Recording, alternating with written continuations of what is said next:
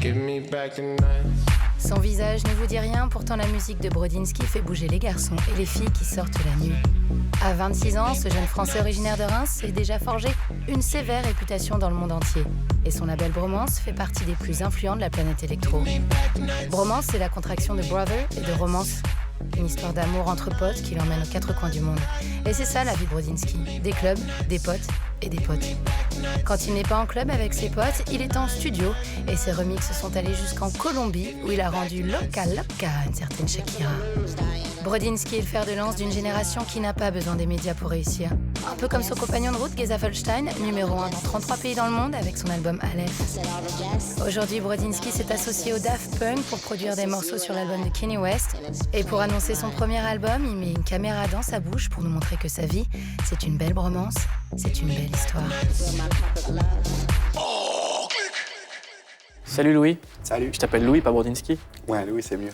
T'as quel âge? J'ai 26 ans. T'as fait le tour du monde combien de fois?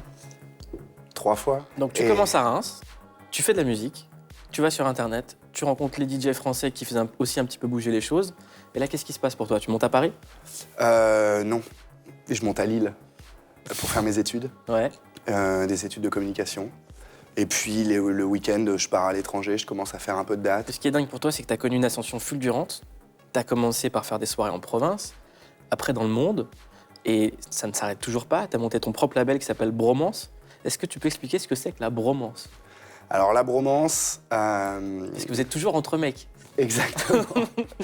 Je dirais qu'on porte plus d'importance à se marrer avec les potes que le reste, en fait. C'est le plus important. Parce qu'on a souvent l'image du DJ qui part en soirée, qui est avec plein de gogo danseuses qui chopent les nanas. Vous, quand on regarde vos photos, c'est que des mecs entre eux.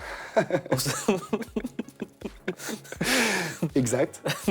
Et c'est aussi parce que ouais, je porte beaucoup d'importance au fait de rigoler plus de 10 heures par jour. Donc le fait d'être avec les potes, ça ne fait que faciliter tout ça. Explique-moi comment ça s'est passé.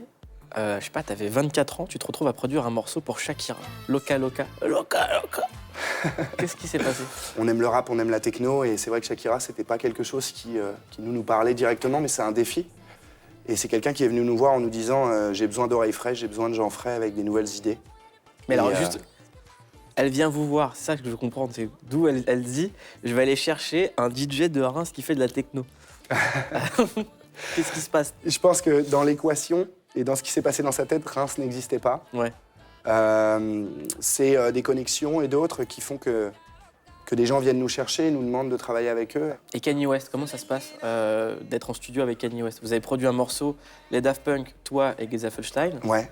Pour Kanye West, comment ça s'est passé ce morceau? Disons qu'il a découvert notre musique, il est venu nous chercher, il a dit j'ai besoin de vous pour m'aider à fignoler et à définir le son de cet album. Et c'est à ce moment-là qu'on est intervenu. Il est fou ou pas? Non. Non? Il a l'air fou. Étonnamment, non. C'est vrai? Ouais. Quand il travaille, quand il fait de la musique, il est pas fou? Non, il n'est pas fou, par contre, il est extrêmement brillant. Et c'est vrai que l'image publique qu'il peut donner n'est pas forcément la même que celle que la personne qui peut être en studio, par exemple. C'est quoi les projets pour toi? Les projets, pour moi, c'est... il y en a quelques-uns. En ce moment, il y en a un gros. Je travaille sur mon premier album. Après 6 ans à tourner un peu partout dans le monde et à m'occuper du label depuis presque 2 ans maintenant. J'avais envie de faire mon premier long format.